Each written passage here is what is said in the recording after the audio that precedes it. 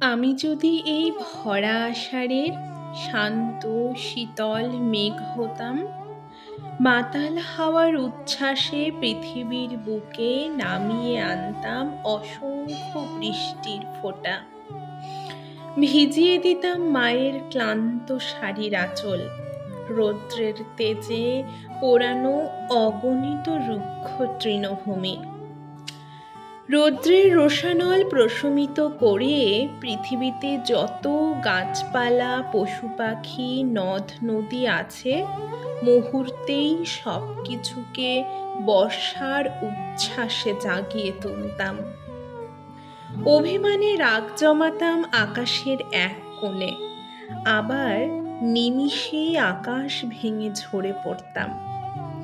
আমি যদি বর্ষার সত্যি সত্যি মেঘ হতে পারতাম, ফিরে যেতাম আমার ছেলেবেলায়, যে মেঘগুলো জমতো কেবল এক ফালি আনন্দের উৎসব নিয়ে, স্কুল থেকে বাড়ি ফেরার পথের সঙ্গী হয়ে, আবার মেঘের সাথে পাল্লা দিয়ে ঘরে ফেরার ছড়া হয়ে। বর্ষাকালের মেঘ আমার হৃদয়ের মেঘ, বর্ষাকালের মেঘ আমার বিশ্রামের মেঘ, বর্ষাকালের মেঘ আমার সঞ্চয়ের মেঘ। এই মেঘ আমায় মন খারাপের চিঠি পাঠায়, তা যেন আপন ছন্দে মাঝিদের গানের সুর হয়ে ওঠে। পূর্ব থেকে পশ্চিমে, উত্তর থেকে দক্ষিণে ছুটে বেড়াতাম, আর আকাশ ভেঙে আমার কলস ঢেলে দিতাম। ওই যে উষ্ণ মাটির সোদা গন্ধ, তা মন ভরে আমার গায়ে মেখে নিতাম।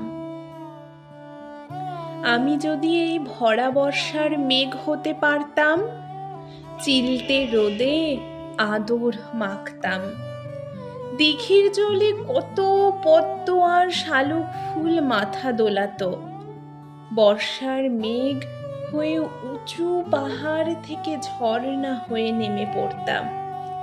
হামাগুড়ি দিতে দিতে মেঘকুঞ্জ সাজিয়ে নিতাম। শুনেছি আকাশে নাকি ঈশ্বর থাকেন, সুযোগ পেলে স্বর্গরাজ্য দর্শন করে আসা যেত।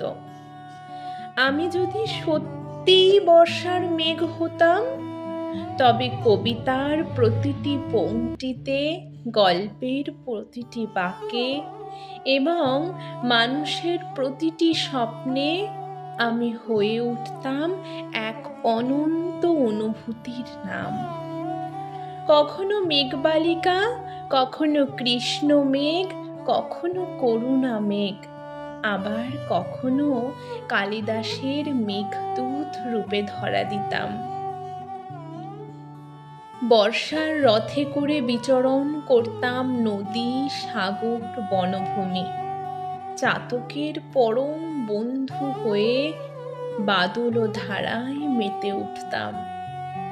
আমার অপেক্ষারত প্রিয়তম প্রেমিকের সাথে গোপন আলাপে লিপ্ত হতাম। এই ভরা বর্ষার মেঘ আমি নীলিমার অতিথি, ময়ূরের আনন্দ আর এই উন্মত্ত জীবনের সঞ্জীবনী।